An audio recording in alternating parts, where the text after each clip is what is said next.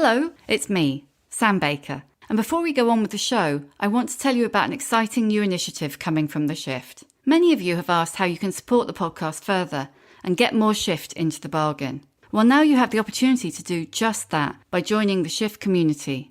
You can go to steady.media/The Shift and become a member of The Shift. In return for supporting the podcast, you'll receive exclusive weekly newsletters, community membership, and plenty of other perks aimed at bringing us all closer together. That's steady.media/The Shift.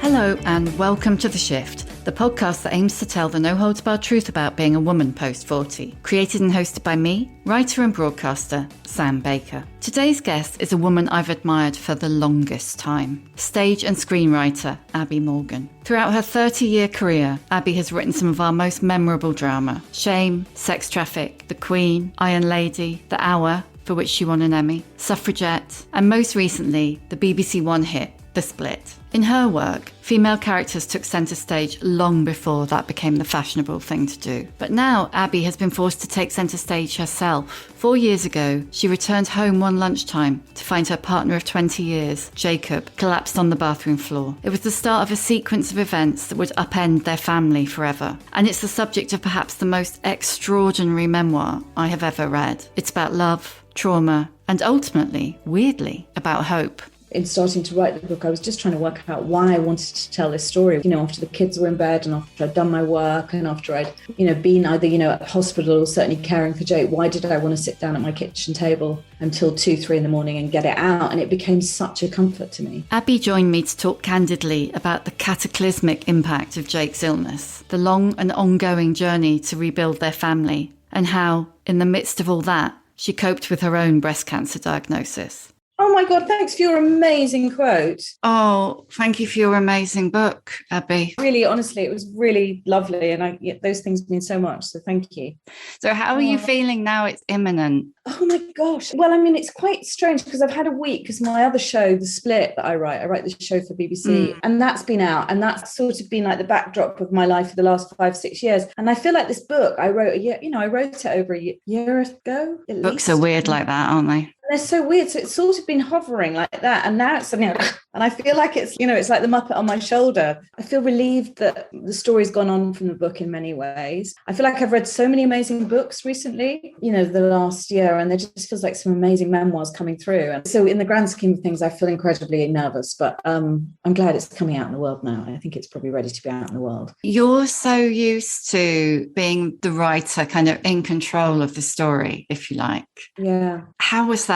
I guess the story is in control of you in this instance. When I was prepping for this interview, obviously I know your work, but I hadn't listened to your podcast. And my God, what a delight it is. And it's amazing. I love your questioning. I love how open people are with you, because I think there's always that feeling. And maybe that's what's liberating about podcasts is weirdly, it doesn't feel like they have the same agenda as traditional journalism. And so there's a freedom I can hear in the conversation. And so I listened to Delia Ephron. I was a massive Nora Ephron fan, a massive fan of Delia's screenwriting. So, I just thought the way she has used the prism of her life and she's realized that actually there's drama gold there and there's, that every kind of mishap can be converted into a story. I kind of really connected with that. I think it was Nora Ephron who said, above all, be the heroine in your life, not the victim. And that was definitely going around in my head when I was writing. I was just like, I have to write it out. Listening to Delia, she said, if you can sing, if you can dance, if you can knit, just do anything, but try and find a way to process what you're going through. And so I felt like my writing really saved me amidst utter chaos. It's a bit like there's this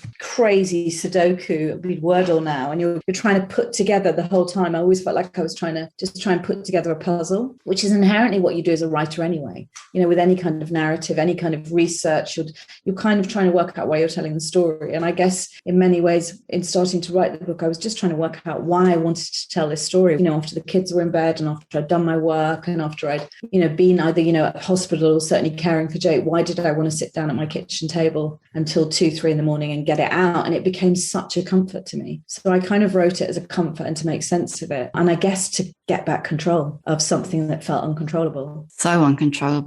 Can you just tell us a little bit about the day that it happened. I suppose the line between, as you put it, before catastrophe and after disaster. It was June 2018. It was a really normal day. Jake hadn't been feeling well. Jake's my partner. We've been together at that time nearly 18 years. We've got 2 teenage children. It was the last day of my son's GCSEs. It was an incredibly hot day, and Jacob had been in bed. I think I'd slept in the spare room that night. And when I came up to see him, it was a sort of familiar routine that we sometimes go through. Jake's got an underlying condition of MS. He's in the relapsing remitting phase. So he's been very lucky. He's been pretty high functioning. But that day he just had an excruciating headache and what I thought was a cold and maybe an early sign of a relapse. I did my usual, threw him some paracetamol and stomped out to work and picked him up some medication. And when I came back after lunch about 2:00, I found him collapsed on the floor of our bathroom. And really that was just this pivotal moment of change in our life. And I don't think I knew just how radically our lives were going to change after that, but also how radically different life was going to be for Jacob. And very quickly it became apparent that Jacob had and was in the process of having a series of tonic-clonic seizures, which were kind of grand mal seizure. And what was extraordinary was it felt like within 5-10 minutes, we had, such a kind of huge kind of gang of medics and ambulance. And then we had an air ambulance. And to cut a long story short, Jake was transported very quickly to hospital, where we had a kind of, touch and go kind of 2 weeks where Jake basically started to lose his mind, and they tried to work out what was wrong with him. And when it became apparent that his whole kind of mnemonic function was failing, his ability to breathe, to maintain his temperature, to just basically stay alive, then he was put in an induced coma for 7 months. And so, that was the sort of start of the experience, really. And it's kind of strange because, I remember when I was doing some media training and they were saying, it's fine to repeat the same story again, and I'm like, really, is it fine? Because I think, as a writer, you're always kind of looking for a different way to interpret it. I think I often reference the idea of being an archaeologist or a detective, but I'm trying to make sense of my everyday. And so, and at heart, I think to be this level of creative, there's always a narcissist raging in there. So, I kind of knew as it was happening that there was very real drama happening in front of me. But at the same time, it feels like you're on a complete roller coaster and you just have no idea when you're going to hit that wall, but you just know it's coming. I mean, it's strange. Something I haven't said before, but I had a sort of sense that something was coming in the months before. And I remember speaking to a friend who sadly lost a very close relative to a heart attack. And she had told me that when she spoke to the doctor, he said that her relative had a sort of premonition that something didn't feel quite right in the world. And I had this feeling, actually, the last few months. I kept on feeling like something's coming. I can feel it. Something's coming. And, there's always something coming. I mean, my God, it could have been the global pandemic. But ultimately, it was weird because I felt both out of control and prepared when it hit. So interesting, because he had actually talked to his doctor, hadn't he, about starting to have symptoms that were freaking him out, but he hadn't talked to you about that. No, he hadn't. I mean, I think his MS was something that we lived around, we ignored, tried not to let it into our lives too much. He was lucky in many ways because, he was pretty high functioning within it. But I definitely think, he was obviously alert to something going on. But at the same time, it was a really busy week for him. He'd been shooting, he was an actor, so he'd been shooting a TV show, and I've been helping him with his lines, and our kids, as I said, my son was in his final week of his GCSEs. So life, we've got a daughter who was busy with all her sports stuff. So our life was taken up with the kind of domestic metronome that most people's lives are taken up with. And so, I think he pushed that very much to the back of his mind. And in fact, we'd been in Italy in May, the last week in May or first week of June, maybe. And he developed this kind of low-level rash and this itch. The day he collapsed, this huge bottle of kind of weird, kind of pseudo, this is going to heal everything oil arrived. I was about to give it to him saying, look, try this, it must be. And actually we now realize that was a symptom of what was coming, which it turned out to be anti-NMDA and receptor encephalitis, which is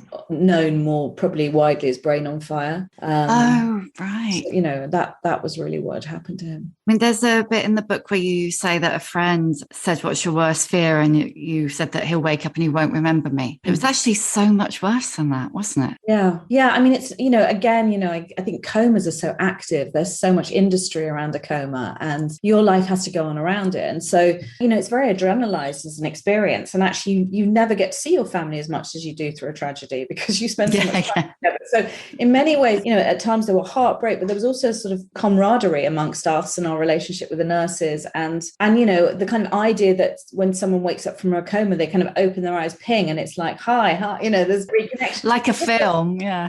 Like a movie. It just wasn't like in the movies, and what actually happened with Jake, because it was an induced coma, they kept on trying to bring him out of that coma, and yet his body was seizuring. And so it became apparent that he couldn't cope. So they put him back under. So he would drift up almost to the surface. And, you'd see little physical movements. You'd see, flickering of eyelids, you'd see, and then you'd occasionally see his mouth move. And then he'd be put right down again and he'd be in the deep slumber. So he had been like this kind of growling bear in a cave, and you were kind of waiting for him to come out of hibernation. So when he did, and it was again this sort of ebb and flow, there was a sort of gradual focusing on us individually. And, he was clearly happy to see everyone, but I did become apparent that with me, there was this kind of beady-eyed stare, like, okay, who the hell are you? And I could almost feel he was playing along with it, but actually he couldn't keep it up. And very quickly, I sensed something wasn't quite right. And I didn't actually articulate it to myself until, I describe in the book on Valentine's Day. I kind of went in and, Valentine's Day was something we sometimes celebrated, sometimes we didn't.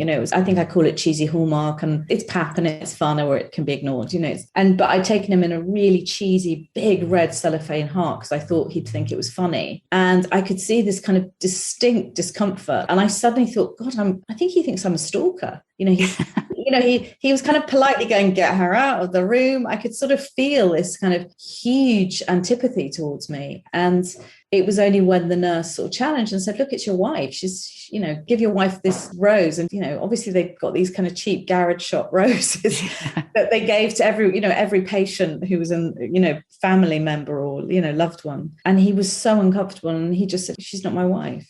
Which at that point was true. We weren't married. But, my biggest memory was, I remember feeling a mix of, I remember I slightly laughed and I recoiled with it. But also there was I think there was this tiny mercenary part of me going, this is interesting. This is, oh, right, okay, this is really interesting. So I was kind of fascinated at that point. I think it was that moment where I thought, oh, yeah, this is a good drama. Were you aware of that, do you think, or is that with hindsight that you were seeing the kind of copy, I'm totally aware of my own ability to storytell. I notice, it can be anything from I bought a dress for 20 quid and I have to say I got it for 10, or, the stories always get bigger. So I'm always interested in the art of storytelling. I think what was really important to me in this story was how close I had to stay to the truth, because, it was terrifying and it was brutal and it was so unknown. So I didn't want to elaborate or fetishize or overindulge. I just tried to stay as close as I could to the storytelling and try and listen. I was just trying to work it out. My father-in-law calls me Dr. Google because, if you could find it on Google, I'd find it. So I was just searching. So I guess Jakob became my obsession, and trying to understand what had happened to Jakob became my kind of biggest deadline, really. And a way of giving yourself control, I suppose, over something that was completely uncontrollable. Totally. And a kind of slightly sort of messiah complex that I could solve it. If I could work it out, I could solve it. If I could find out how this had gone wrong and why it had gone wrong and what we could do to change it, then somehow there'd be an answer to it. So that was definitely the driver. A massive ego alongside with crashing lack of confidence. Those two things are very, they bounce against each other a lot in my life. I think that's quite a writer thing, isn't it? That like say the massive kind of narcissistic ego and that, oh no, I can't do it, imposter syndrome thing. Total. Young writers, I'm often asked to mentor young writers, and I always say there's no room for doubt. And actually I come to realize doubt's a really important part of pushing yourself forward, because you need that counterpoint in you. You need that sort of still critical voice that goes, is this good enough? Are you being truthful here? Do you really think you can do that? I guess the sort of wild swimming, free running part of me also needs to liberate myself from that and push myself forward with the storytelling. And I think that's true of most writers. You have to, at some point, your ego has to take control and say, no, this is a story that's going to be told. I was listening to the Desert Island Disc you did, which was really interesting because it was recorded 2 or 3 months before Jakob's. Yeah, it was about the April before he collapsed, yeah. And have you listened to it since? No, I haven't listened back to it, but I do remember it. I mean, I remember one of the things I remember is describing about my 20s and how lonely I'd been. And I'd met Jake in my very early 30s. And I remember talking about it then. I hadn't thought about it, I hadn't connected with it, but I remember when in the course of our conversation connecting to that, I'd suddenly realized how much Jacob meant to me and meeting Jake, and how that had somehow been a huge kind of transition out of a sense of loneliness. And that's what I remember from that interview. I remember thinking, oh my God, I shocked myself how emotional I'd felt about it. Yeah, because I listened to it yesterday and then I reread the book just to have it fresh in my mind before I spoke to you. And it was really stark. It's so close that you talking about how important he was, and then the meeting of him and what a big difference it had made to your life. And then within months, this insane thing had happened.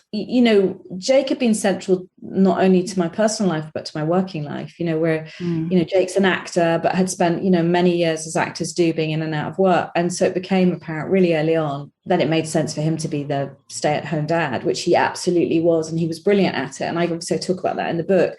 But also it meant that I could go away for months on end and work on a shoot, or, come home late. And it wasn't without its conflict, but it was a really good working relationship in that way. And so I attribute in part to being able to push myself forward in the career, because I had him absolutely cheerleading behind. And also he loved being a dad. He loved the whole kind of ecosystem around being a parent, the sports days and the, cake sales and the hanging out with your kids and just being there and the homework. And that was just absolutely central to his life. I guess that was it. I felt like I had a running partner. I remember he once said to me, I'm worried I won't keep up. And, the irony was I could never keep up with him.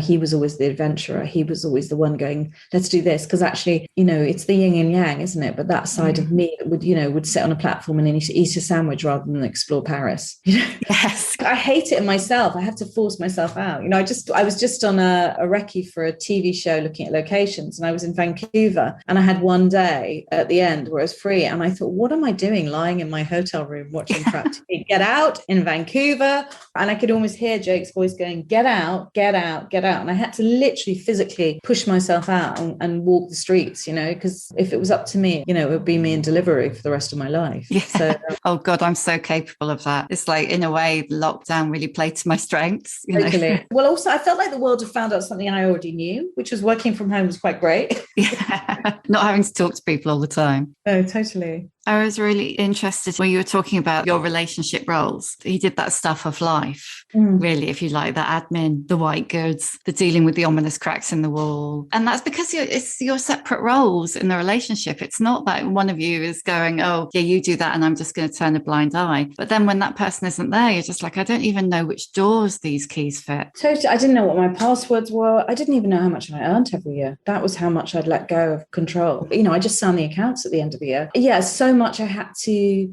relearn, reconnect with, and I'd been single way into my late 20s, early 30s. So it's not like I hadn't done that stuff. And it made me realize how much in a relationship that, talk about leaning in. I was horizontal. I was full horizontal. I shoved it all over into that back cupboard, which was Jacob. And I kind of gone, great, you deal with it. As I whistled out and went to my office and wrote all day. And I didn't notice the cracks in the wall. I didn't notice in some ways, that's part of why I got an office outside, because I needed to actually get away from that. And so the lines became much clearer. There's so many things, I had to, we've still got 2 storage units and I still don't know where the keys are, and neither does Jake, so somewhere we've got 2 storage units. And I keep going, this week I'm going to go with a bolt cutter and I'm going to cut those locks off and get in there. But I feel like, I've had to regroup. But in some ways, the thing that it did give me was it made me re-inhabit my life that outside of work. It made me reconnect with my children. I got to have this incredible 4 years with my children in a way that I wonder if I would have had in the same way. Jake and I were sitting around a table once and we asked our children about their 5 favorite days, and they talked about their 5 favorite days, and they were like, oh, there was that great day when we went to San Francisco and we walked across the Golden Gate Bridge, and then,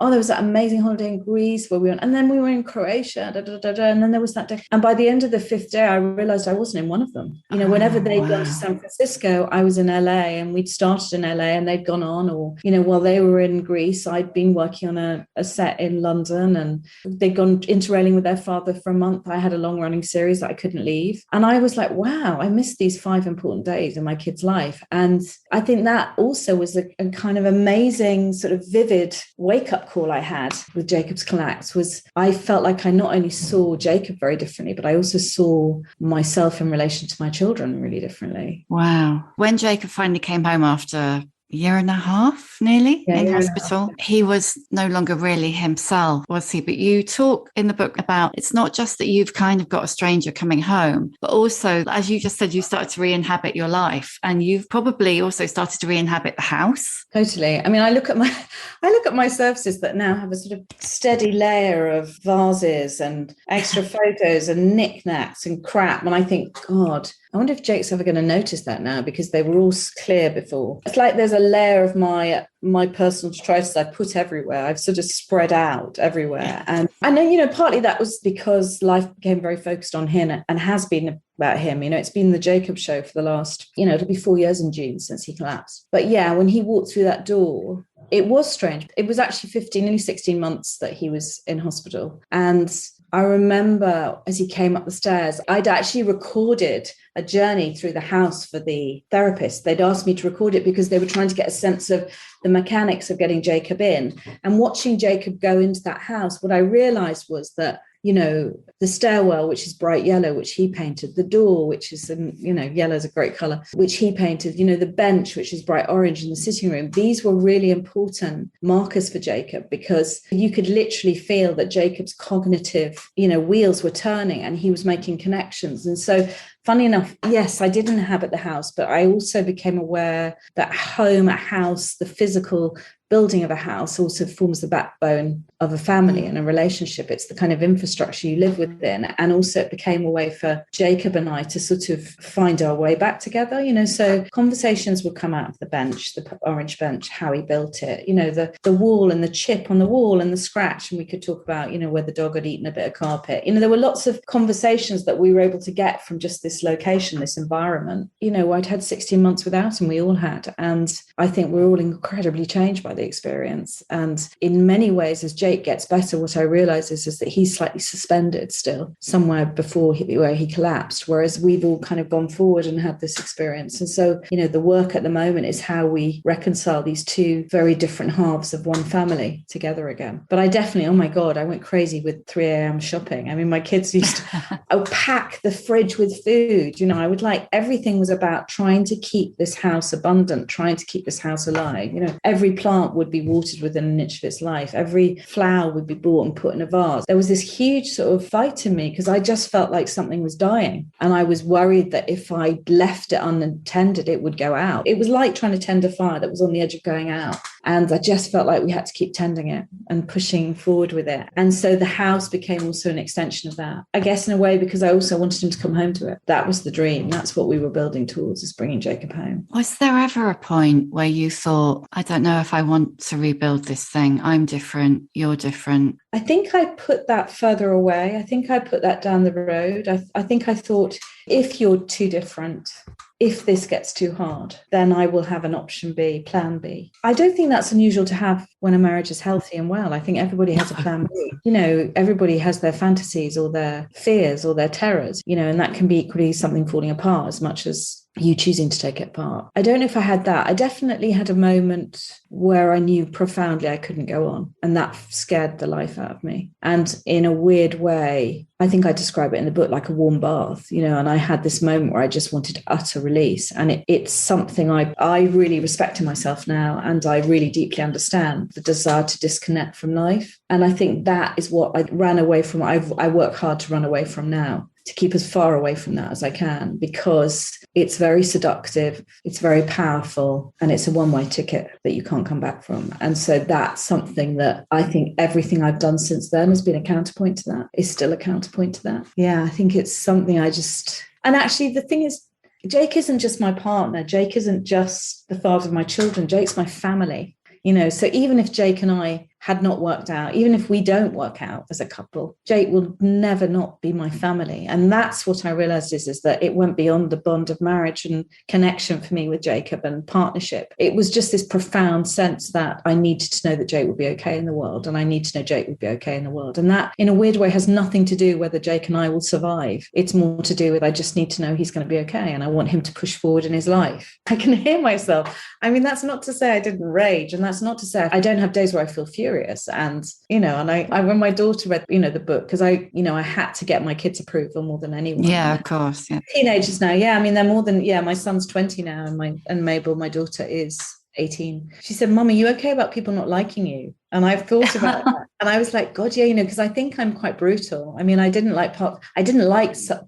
see elements of myself in the experience I didn't particularly like. I had a huge kind of territorial rage to kind of keep Jacob alive, I guess, and to get him back was the phrase. I remember there was one point where I thought, I've got to get rid of this notion of getting Jacob back. I've got to stop thinking we're going to get back somewhere. We're not going to get back somewhere. We're just going to have to keep walking forward. And at some point, maybe Jake will join us, but he'll join us at that point. And we can't go back anymore. We can only go forward. And I've been thinking more and more about that very recently, actually, about what is it that one is trying to reconstruct. And actually, I think that's part of the grief process, is letting go and accepting that what you had, what you were as a family may need to be let go of and buried, I guess. And the kind of fearlessness that I sometimes felt, or maybe omnipotence, I tried to grab hold of and arrest. I'm trying to arrest about that as a concept, which is let go of what you thought you were and start to be fearless about what you could be and what this family could be and how this next part of this story could work. Try and be fearless and unafraid of that, because that feels terribly unknown. And I feel much more like I'm working towards trying to help a family heal rather than one person heal now, if that makes sense.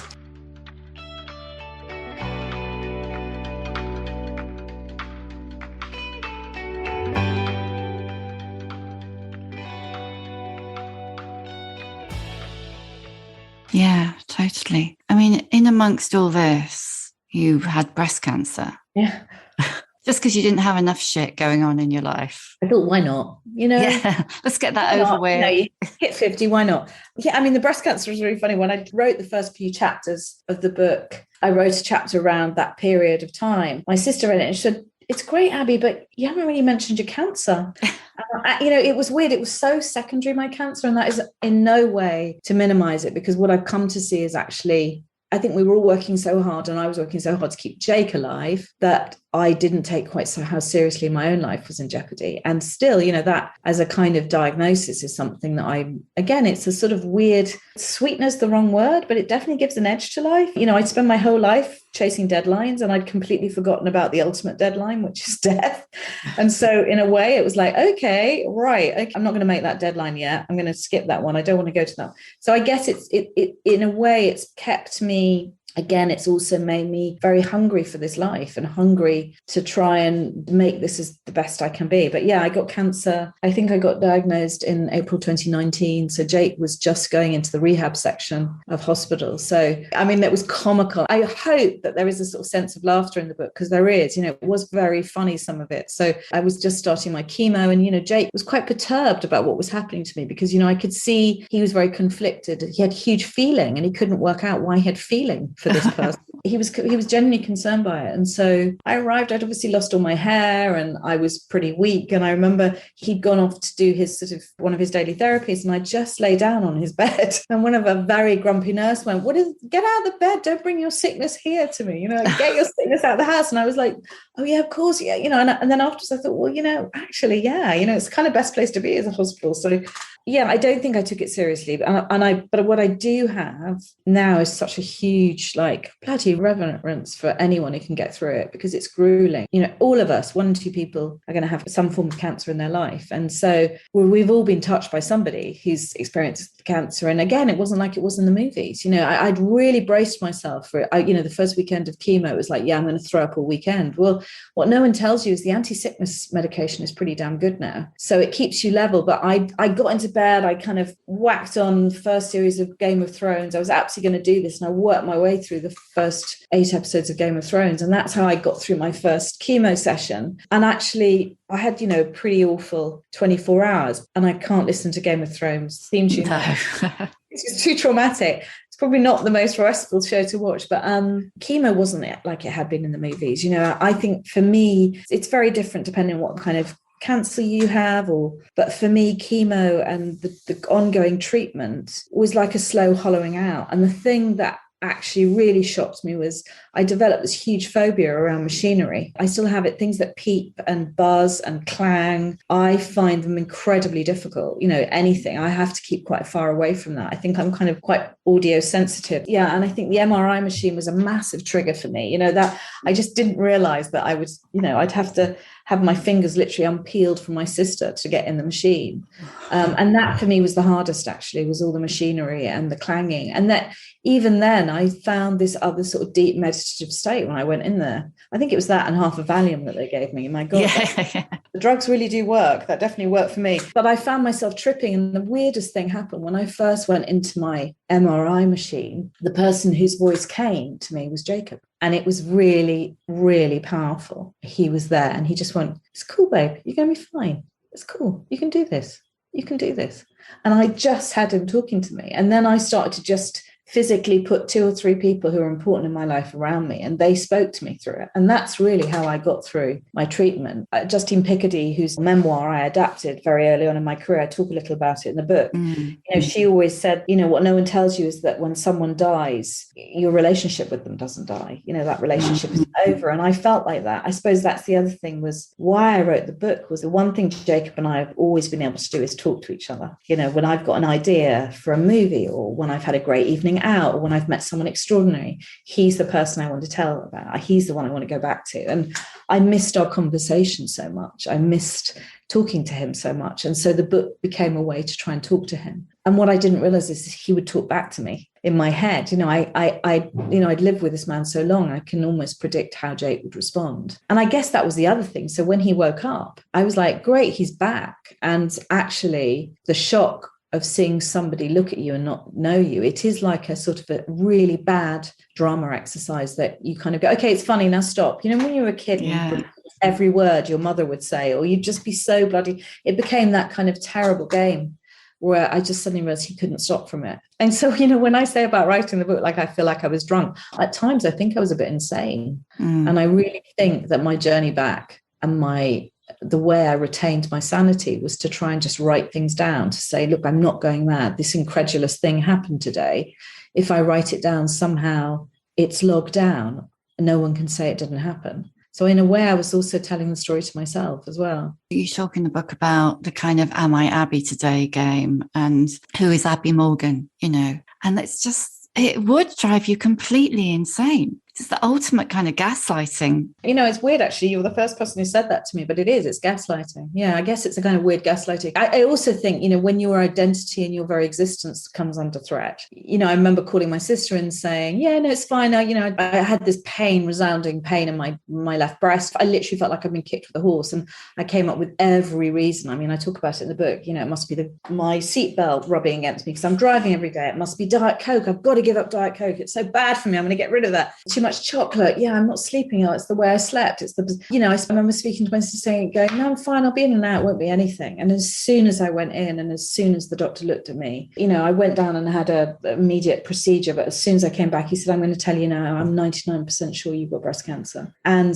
that was without anything on paper. So it's a weird high. You feel like this kind of incredible high, because I think when anything tragic happens to you, it also becomes a weird passport to a world where people feel sorry for you and are kind to you and say, I'll look after you, let me help you. It's kind of disorientating and seductive. And actually, once that's leveled out and, if you accept the moments of help, you've actually realized it's incredible. You're on your own. The only person really that can get you through it is yourself. And so it was a very, very surreal, that feeling of, okay, wow. And that kind of combined with Jakob not knowing me, which almost happened pretty much within weeks of each other. I think this huge, deep kind of dive into myself meant I had to kind of go, okay, come on, the alternative to this is not going to happen. You can't let this happen to you. And yet at the same time, I was also had another voice very clearly saying, okay, if that does happen, how do we map your life out now? How do I make sure everyone's going to be okay? Because Jake's not well.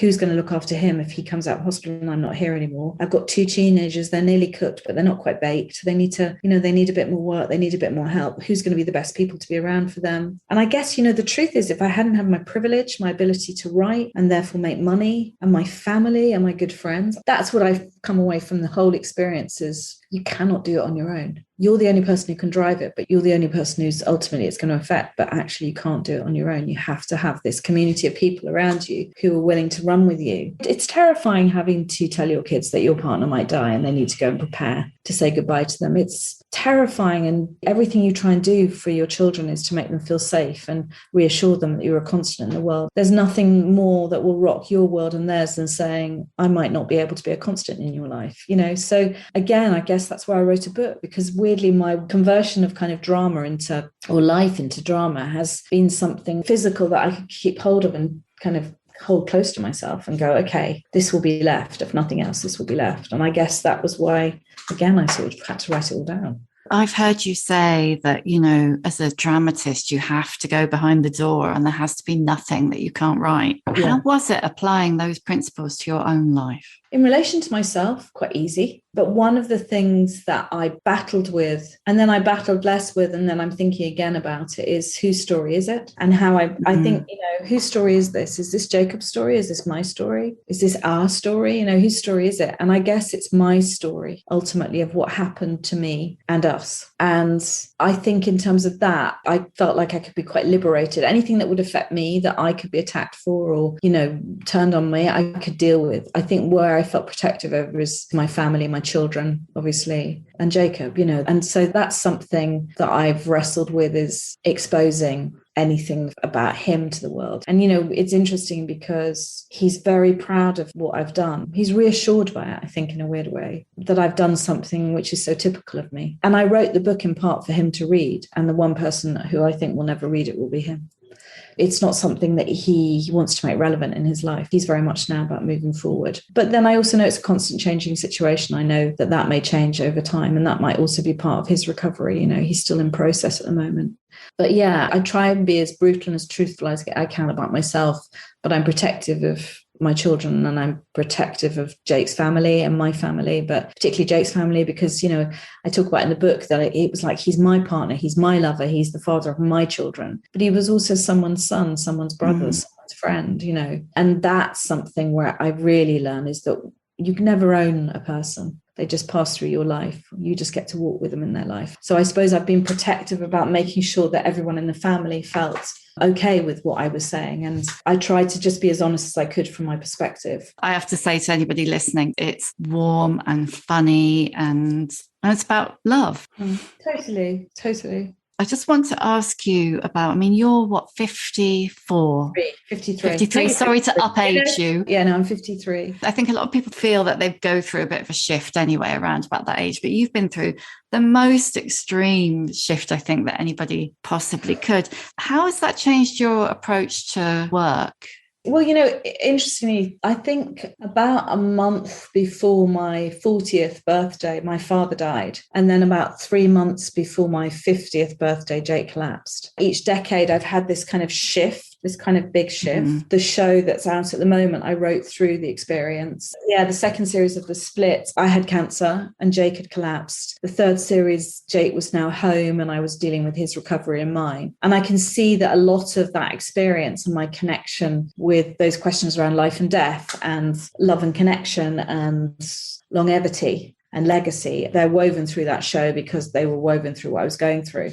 I'm writing a new show at the moment for Netflix that will shoot at the end of the year. And though it's nothing to do with the experience that I've gone through, it's a very, very different world. It's kind of 80s New York thriller. There is a sort of efficiency now to the way I work. And I think my focus is quite different. I've turned off a lot of white noise in my head because there are just some basic things that I know to be true now, which is I know what's genuinely important to me because I've seen what it means to lose it. It's an ongoing work in progress family. And I think a lot about the fact that my children now are at that age where they're leaving home and they're falling in love and they're having relationships that are going to be, more important than their ones with their parents in the long term, maybe. And they're going out into the world and experiencing something. So our family was always going to shapeshift. That was going to happen. And I think a lot of the things that I'm experiencing at the moment would have happened anyway. But I think when the central mechanism of your family, every every cog has been turned, some have been broken. We're having to sort of function in a way around those shifts and changes. And I'm trying at the moment with my work, try and deal with imperfection, try and find imperfection curious in the writing, listen to the kind of white noise that goes, this isn't good enough, this isn't good enough, which is the constant voice in my head, is much more like, okay, well, what can we do with this? What's interesting about that? Why have you written that? Let's push forward. And it's a little bit what's been going on in my life, is that, I talk a lot about the brand of family and how much I didn't realize I bought into the brand of family. I had this idea of what it would be, and I've just so recently joined social media, and it's such a weird conundrum for me because I'm like, anybody could just kind of scroll through for hours on those kind of weird reels and, look at interiors and how to make perfect salad and who's snogging who and the kind of secret lives of celebrity. But at the same time, it's this kind of weird white noise that is very distracting to me. And also it's dangerous because we know it's selling brands of things that we have to try and live up to. And I think with the book is that I've tried to deconstruct my own vanity and my own pride, because what no one tells you when a trauma hits the family, and I don't mean this in any way that I think it's intellectually makes sense, but emotionally it's deeply humiliating. I didn't realize how humiliated I was going to be by this experience. It's humiliating when your person you love looks at you and says, I don't know who you are anymore. It's humiliating when your body collapses and you can't function in the way you could. And I think that what runs alongside that humiliation now, and I hesitate to use this word, but a kind of kindness and grace that I try and bring to that, because I was shocked how much I cared about the wrong things. And now I try and dig deep about kindness towards myself, kindness towards Jake, kindness towards the problems that I'm dealing with around me. And I try and keep very simple my focus, which is just try and tell a good story, try and make it truthful, try and get this family through, try and get to a place where we can enjoy our life. Those are sort of running partners. So I guess there's less white noise and there's more kind of purity of just trying to stay alive and trying to mend. Does that make any kind of sense? Yeah, it makes loads of sense. Yeah, absolutely loads of sense. Thank you. I'm going to ask you the shallow questions at the end now. I love shallow. What's your emotional age? It shifts actually every few years. I think I'm around about 32 right now. So I'm just pre-meeting Jake. My 28 to 32s were really good years. I loved those years. It's just when I'm feeling like, I think responsibility is about to kick in. But I always remember being on a beach with my father and he was in his 60s. It was only a few years before he died. And I must have been, God, what was I, sort of in my late 20s, early 30s now. He said, Abi, I know I look like an old man to you, but in my head, I'm 17. And I remember at the time thinking, a little bit weird. I totally get it now. Weirdly, I'm quite a sensible 32. You probably don't have time to read any books at the moment, but can you give us a book recommendation? Okay. Lucy Iscott's When the Dust Settles, I just finished reading, which is really beautiful. So she's a kind of trauma psychologist who goes into sort of, anything from 9/11 to the Boxing Day tsunami. And she goes in and sort of helps piece together about what's happening. I found that incredibly moving and resonant. I love Nora Ephron's essays. So I feel bad about my neck. I think it should be for every woman who needs to look at her own body and laugh, and her own neurosis. So I think those. I love reading work by other writers. I mean, listening to your podcast, Delia Ephron, the thing that I couldn't believe, I felt like I was hearing my own voice sometimes, her thoughts, the idea that every moment of tragedy, will one day become a great story is just brilliant. So that was pretty significant to me. Oh, and the other thing I thought she said, which was really interesting, is that she said, every woman needs to know that they won't get any more work in Hollywood after 53. And I thought, fuck, I'm 53. But what it really reassured me was I must have about 10 screenplays that never got made that I wrote for Hollywood. And I've probably got equally as many jobs that I've got knocked off and another writer's been brought in. So as you're coming out, you can see the new writer coming in. And I always felt that was a personal failing of myself. And actually hearing her speak, I suddenly went, oh, wow, okay, so this happens to everyone. And it's taken me till I'm in my 50s to understand that. But yeah. Are you worried about that? Do you feel like you're going to get knocked off? I mean, you're not. I'm pretty sure you're not. But do you worry about that being like a 53-year-old woman in screenwriting in Hollywood? It's exactly what happened with this experience. But whenever I felt too giddy in the world or unsettled in the world, or when something's bothering me, I've always thought, stay close to the work, go back to writing. And what, again, I loved about what Delia said in your podcast was she said, that's why I went into writing novels again. That's why I went into writing books. And I really love the simplicity of prose writing. So weird weirdly, I've sort of thought, oh, well, I can always write prose. I can always sit down and write some prose. Whether it'll ever sell, does it really matter in the same way? Yes, it matters to stay alive and pay the bills, but actually I would probably write even if I wasn't making money from it. So I worry less about that. I just directed The Split this time around and I really enjoyed that. I didn't realize how much fun it would be to finally get to go to the party. You know, as a writer, you always feel like you do the invites, but you don't get to go. And I really loved the cast. I love the cast, but I loved the crew. And that's the thing. I thought, God, why didn't I do this a decade ago? And that's why didn't you? Because I think I didn't fully feel I could own the space. And I realized that I never wanted to be a threat to anyone. And I could somehow, as a writer, I could just quietly write. And, you know, and I work with a lot of brilliant directors, men and women, but brilliant directors. And I always thought that's something they do. I love my own company. I love being on my own. I love writing and I love directing. But at the end of every day, I'd realize what's wrong with me today. And I'd realize it's because I hadn't written. Directing is all consuming and you're always with people. And I would need the downtime of being on my own. But I actually think it's that, you know, I look at the generation that came up beneath me, certainly the generation of writers I really admire, you know, Sarah Phelps, Rebecca Lenkovich, Maura Buffini. You can go down to Lucy Kirkwood, Lucy Prebble, Phoebe Waller, Emerald Fennell. These aren't just, you know, the younger generation coming up. They're polymaths. They're not only starring in their own work. You know, I was never going to be an actor, but they're directing, they're writing, they're producing. And that's something that I've started to really feel I can be and own, confident around brilliant peers who support that now. But I think, you know, when I was coming through in my late 20s, early 30s, I would go to those BBC writers' parties and there would be me and a load of men in leather jackets, white men in leather jackets, you know. And at that time, I found a way to make my space, but I didn't think I could own that space. So I guess it's that really. And that's the one thing I would tell myself now is just be a bit bolshier, dig your elbows in a bit more, make your space. It's okay. It's okay not to be liked. Because I think I just wanted to be user friendly all the time. Yeah. And the main thing I didn't want to feel was envy or threat. I didn't want anybody ever to feel threatened by me. And I think maybe that's why I didn't ever enter some of those arenas. I mean, the irony is that actually the community that have been so incredibly supportive of me, other directors who I've worked with, who've rung me and gone, come on, I keep telling you, great that you're doing it. I've felt incredibly supported by that. So maybe it's something they all knew before me. You know, it's really interesting. We all have Schadenfreude at some point. We all see someone else and go, oh, so sad that your film didn't get made. And inside we may be internally punching the air because we're a bit jealous. Yeah. We're a little bit insecure. And the thing that I sort of realize is that I'm never, ever jealous or threatened by good work. I'm always inspired by good work. I'm always like, brilliant. And it's the great leveler. And what I love is that when people at the top of their game go, yeah, there's room for you. Keep going. And I think that's the thing. There is room for everybody. You know, I think there was a period in my 20s where you'd be the only woman in the room and therefore you'd think there wasn't room for you. You'd think you'd occupy that space. And now actually what I realize is you don't only occupy that space, you make sure there's a space next to you for someone else to sit as well. And so I'm much more interested in that. I guess that's my big takeaway is I'm really interested in how I proactively support and help that generation coming through and make more space so that someone like me coming out in their 20s goes, do you think I could direct? And someone goes, yep, you can. Go do it. That ties in a bit to the next question, which is what advice would you give younger women? Oh my gosh. Don't dial down your light.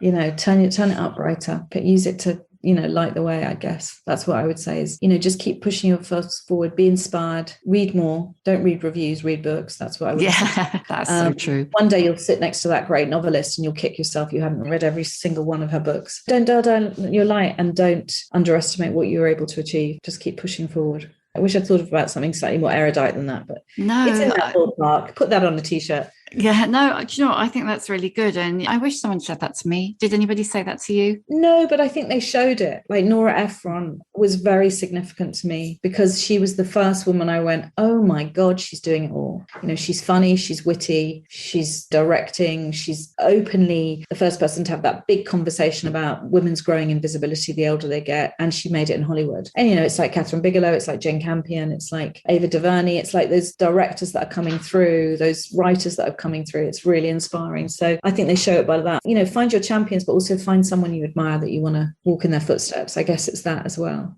So would Nora Ephron have been your old bird role model? Totally. You know, she'd be my dream dinner party guest. Her and Hildy from, you know, My Girl Friday, I think. I'd love those two, you know, in a room. That would be pretty fun. What's your superpower? My ability to find things. I'm brilliant at finding things that get lost. Making a drama out of chaos. I guess that's my superpower. I can find a story wherever. You totally can.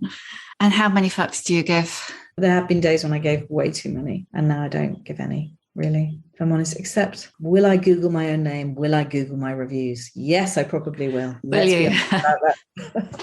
You haven't got a Google alert on your name though, have you? No, I have not, thank God. Oh God, can you imagine? Can you get that? You can, but I don't have one. No, I don't have a Google alert. That would be so tragic and sad. I mean, that would be like waiting for someone to jump out of a cupboard the whole day, wouldn't it? Yeah, it'd be awful. Like every 5 minutes, I'd hate it. Yeah, that's not. No, definitely not. But I'm now going to go and have to Google how you get a Google alert now. Oh no. You do not need to know. Thank you so much, Abi. It's been really lovely talking. Thanks so much. Great. Thank you for reading the book. No, I loved it. And good luck. Thank you. Fingers crossed. Thank you for listening. You can hear a new episode of The Shift each Tuesday, wherever you get your podcasts. If you like what you hear, please do rate, review and follow, because it really does help other people find us. And if you'd like to support The Shift further, please consider becoming a member of our community. Find out more at steady.media/shift.